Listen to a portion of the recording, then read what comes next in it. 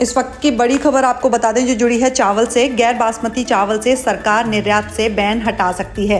इस वक्त की बड़ी खबर, सरकार गैर बासमती चावल के निर्यात से बैन हटा सकती है। नीति आयोग के अध्यक्ष रमेश चंद के मुताबिक इस साल धान की अच्छी बुवाई हुई है, साथ ही गैर बासमती चावल का बफर स्टॉक भी है, इसलिए निर्यात का घरेलू बाजार पर ज्यादा असर नहीं पड़ेगा। नीति आयोग के अध्यक्ष रमेश चंद ने कहा कि इस साल अच्छी बारिश हुई है और धान की ज्यादा बुवाई हुई है, जिससे इस साल ज्यादा पैदावार होने की उम्मीद है।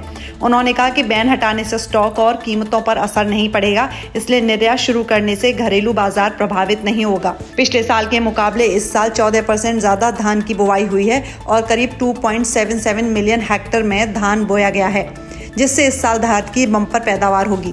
आपको बता दें, पिछले साल जुलाई में सरकार ने गैर बासमती चावल के निर्यात पर रोक लगा दी थी, जिसे अब सरकार हटा सकती है। आपको ये भी बता दें कि चावल के निर्यात पर बैन की वजह से निर्यात का बाजार साल 2024 में $11.14 बिलियन से घटकर $10.42 बिलियन रह गया था। चावल एक्सपोर्ट से जुड़े लोगों का कहना है कि निर्यात से बैन हटाने से ग्लोबल मार्केट में भारतीय चावल का दबदबा और बढ़ेगा।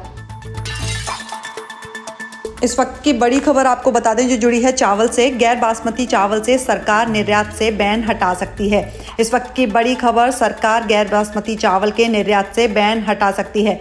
नीति आयोग के अध्यक्ष रमेश चंद के मुताबिक इस साल धान की अच्छी बुवाई हुई है, साथ ही गैर बासमती चावल का बफर स्टॉक भी है, इसलिए निर्यात का घरेलू बाजार पर ज्यादा असर नहीं पड़ेगा। नीति आयोग के अध्यक्ष रमेश चंद ने कहा कि इस साल अच्छी बारिश हुई है और धान की ज्यादा बुवाई हुई है, जिससे इस साल ज्यादा पैदावार होने की उम्मीद है।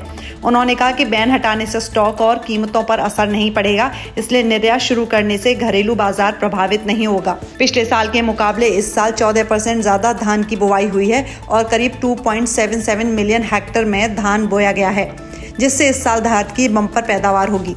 आपको बता दें, पिछले साल जुलाई में सरकार ने गैर बासमती चावल के निर्यात पर रोक लगा दी थी, जिसे अब सरकार हटा सकती है। आपको ये भी बता दें कि चावल के निर्यात पर बैन की वजह से निर्यात का बाजार साल 2024 में $11.14 बिलियन से घटकर $10.42 बिलियन रह गया था। चावल एक्सपोर्ट से जुड़े लोगों का कहना है कि निर्यात से बैन हटाने से ग्लोबल मार्केट में भारतीय चावल का दबदबा और बढ़ेगा।